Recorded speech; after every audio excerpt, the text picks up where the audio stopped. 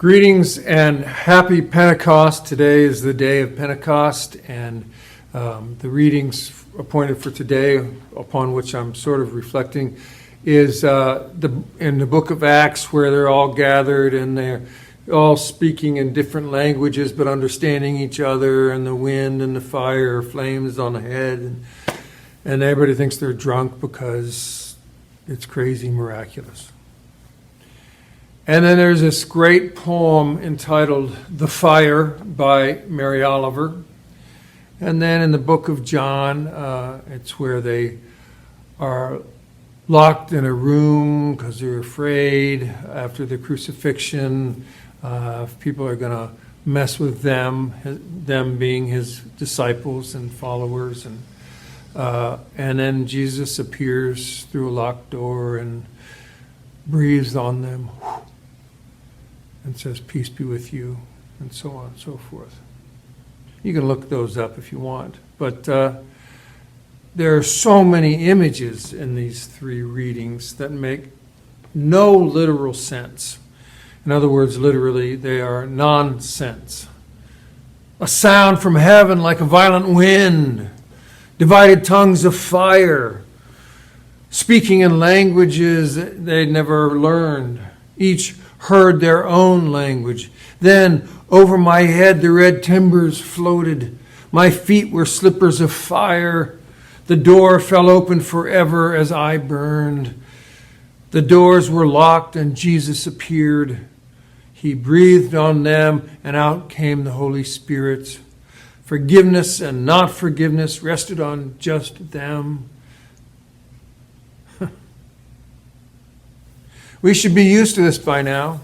Every week we get stories that challenge our credulity. Most of the time I work to make sense of these stories and make the stories real in some way by kind of gathering us around their historical context and trying to get into the thoughts of the storyteller. And that way the secret sauce leaks out. We find a little nest of wisdom hiding inside the story.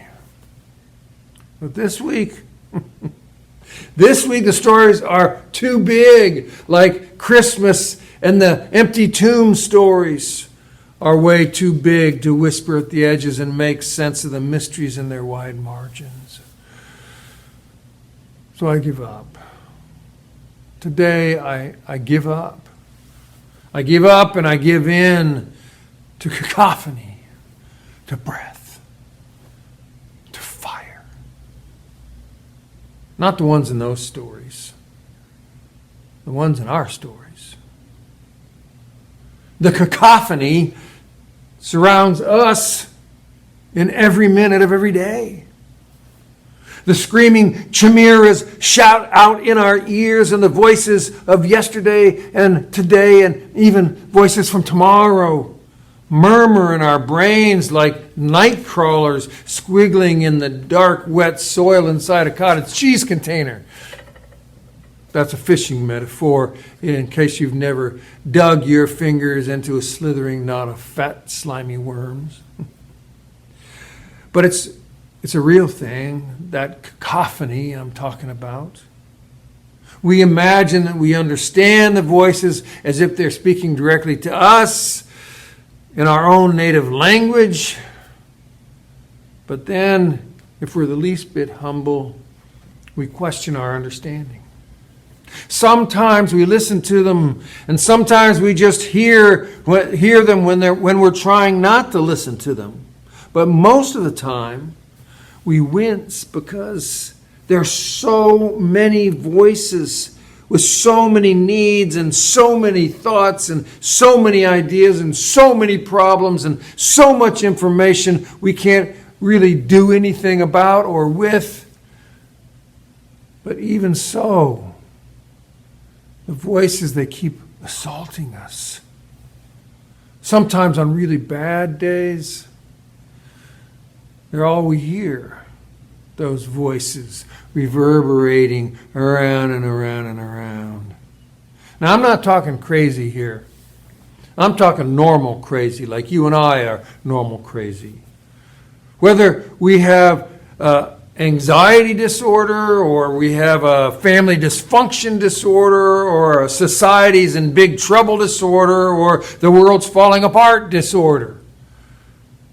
The collective cacophony with its discordant chorus gets inside of us, and even the non-drinkers among us begin to wish that we were filled with some of that new wine.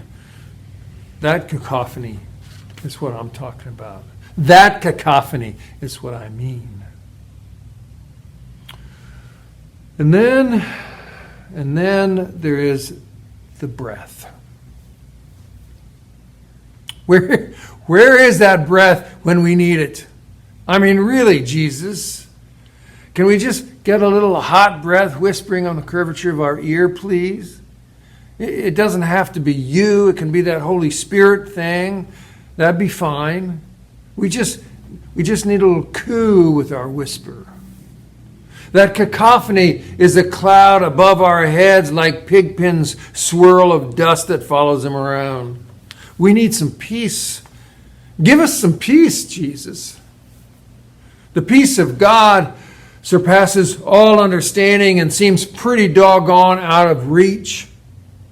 Give me some peace, Jesus. Give me some peace.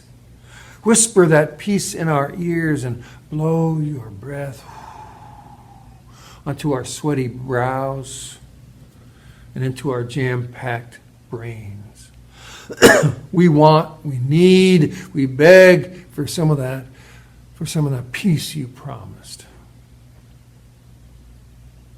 Why don't you just kind of float in here on among us, Jesus, and whisper, peace be with you. And then, anywhere you want to send us will be okay with us. As God sent you, you send us. We get it. We're ready. Let's start out with some peace, okay? Smack us up front with the peace you promised so that we can be still and know that you are God. So that we can be still and no longer hear the cacophony. So that we can be still and at peace and know that we are enough. That we are enough just like we are. That we're enough. That kind of peace, Jesus. Come on in here. Come on in, and the door isn't locked, and lay some peace on us, Jesus. We're ready for it. And finally, that fire. We are on fire. Our feet are in slippers of flame, and the door is ablaze, as the poet says. We get so easily on fire by the silliest things. We get consumed by consumerism in hot pursuit of stuff we think we just have to have. And yet that fire dies out the minute we get it. We get consumed by the fire of the latest fad, the latest truth, the latest secret information, the latest revealing book, the latest how-to, the latest conspiracy, the latest whatever. We get consumed in the flames of want, of belief, of passion, of attraction, of quick fixes, of salvation at our fingertips. We are engulfed by what we could be or should be, or by shame for what we really are.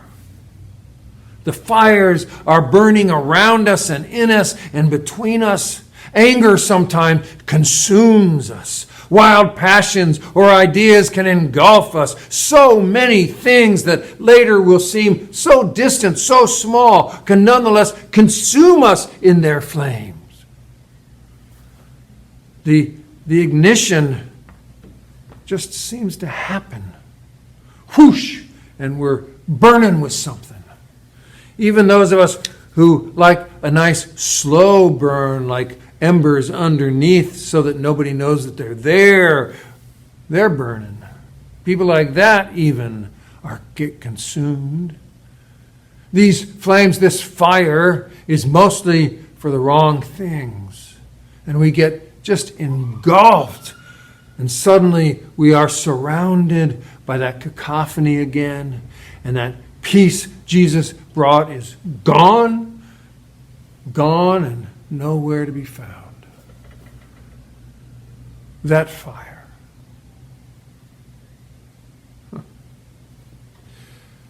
Today, the cacophony and the breath and the fire are not about what happened or didn't happen in the year 33 of the first century. They're about how we invite the breath of God to enter us and to extinguish the cacophony with peace.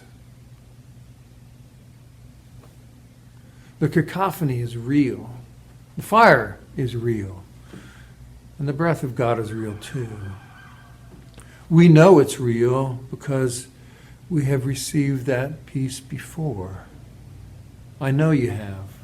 I know that you can probably close your eyes and take a nice, slow, deep breath and remember that time that the breath of God bathed you in the very moment that you needed it most. That kind of real.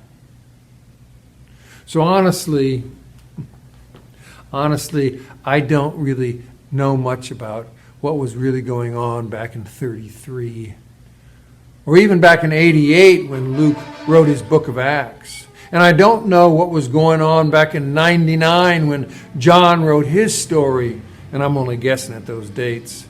But I do know about 23 and the herd of cacophonies, you can hear some sirens now, that are chasing us around. I know about the fires that sometimes rage out of control in us. I know about them ever since back in 53. And I'm guessing that you haven't put out all the fires in you either. And that brings us to the peace of 23. The peace we may be waiting for right here and right now, and that certainly millions and billions of other human beings are hankering for. Personally, I ask for it every single day for the places that need it most, and even for myself. But the thing about that peace is that we can't make it happen. There's nothing that you and I can do to drink it down like lemonade or to slip it on like our most comfortable shirt. God walks in the room whenever God chooses, or in some cases blows in and whips around. The only thing we can do at all is to be open to it, like the door in Mary Oliver's poem, open forever. Now, I don't know why it is that way. And if I could get God's ear for a long enough conversation, I'd complain about that the model needs some improvement. But what I know is that the peace of God is like joy. Not something that we can make happen, but something that we can only be open to when it arrives.